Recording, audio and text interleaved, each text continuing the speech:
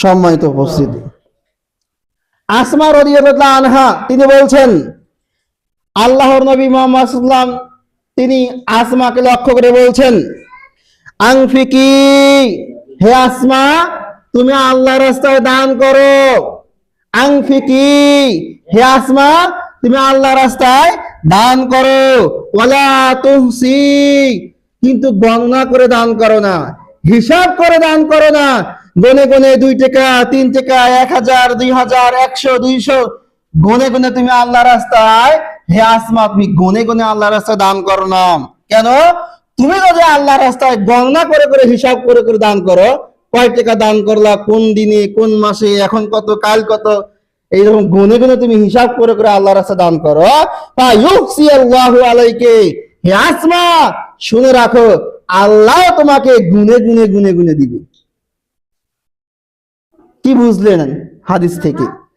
রাসূলুল্লাহ আসমা বিনত আবু বকর রাদিয়াল্লাহু তাআলা আনহাকে তিনি বলছেন, হে আসমা তুমি আল্লাহর রাস্তায় দান করো, আল্লাহর রাস্তায় ব্যয় করো। তবে শুনে রাখো এই দান করার ক্ষেত্রে, এই ব্যয় করার ক্ষেত্রে হিসাব করে করে ব্যয় করবে না, গণনা করে করে ব্যয় করবে না। তুমি যদি হিসাব করে করে গণনা করে করে ব্যয় করো, আল্লাহ কিন্তু তোমাকে হিসাব করে করে গণনা করে করে দান করবেন। এরপরে রাসূলুল্লাহ আরো বলছেন, ওয়ালা তুই, হে আসমা তুমি দান করা থেকে বিরত থেকো না, দানকে তুমি আটকে রেখো না, দানকে তুমি ধরে রেখো না, দানকে তুমি বন্ধ করে দিও না।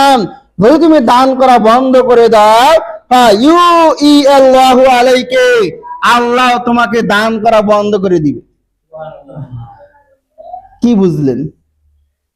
আমি সলিমুদ্দিন, আমি করিমুদ্দিন, আমি আব্দুল্লাহ, আমি যদি আল্লাহ রাস্তায় দান করা বন্ধ করে দেই, আল্লাহ আমাকে দান করা, দান কত দামি ইবাদত। আপনি আল্লাহর কাছে চান চান, কিন্তু আল্লাহ একটা মাধ্যম বলছে, তুমি অন্যকে সামান্য হলেও সাহায্য করো, আমাকে ভয় করে, আমরা আদেশ মনে করে আমি তোমাকে যেভাবেই হোক সাহায্য করব। কিন্তু আপনি অপরকে সাহায্য সহযোগিতা করবেন না, আল্লাহর কাছে দান করবেন না, খালি আল্লাহর কাছেই চাবে, আল্লাহ আপনাকে দিয়েই যাবে, এমনটা কিন্তু হয় না।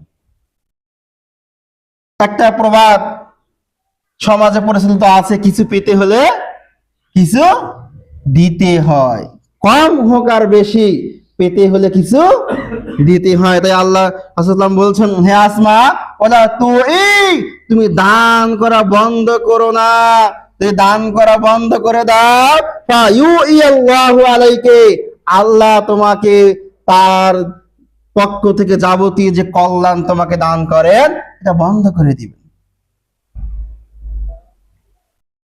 আমরা আজকে দান করছি না, দান না করার কারণে আমরাই আল্লাহর পক্ষ থেকে আমাদের কাছে যে কল্যাণ আল্লাহ পাঠাতে চান, যে কল্যাণ আল্লাহ আমাকে দিতে চান, আমরা অন্যকে আল্লাহ রাস্তায় বিভিন্ন কাজে, ইসলামিক কাজে দান না করার কারণে আল্লাহ আমাদের তার পক্ষ থেকে আসা রহমতকে বন্ধ করে দিয়েছেন।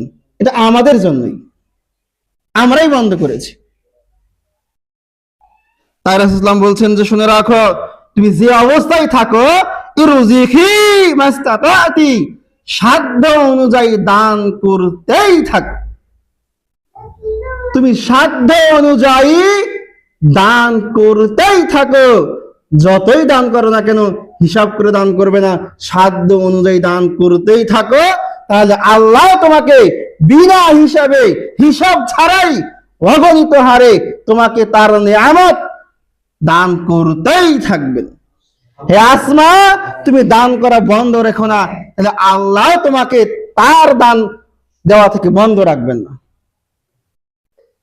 তুমি তোমার সাধ্য মতো দান করো, আল্লাহ আল্লাহর মতো তোমাকে দিতেই থাকবেন।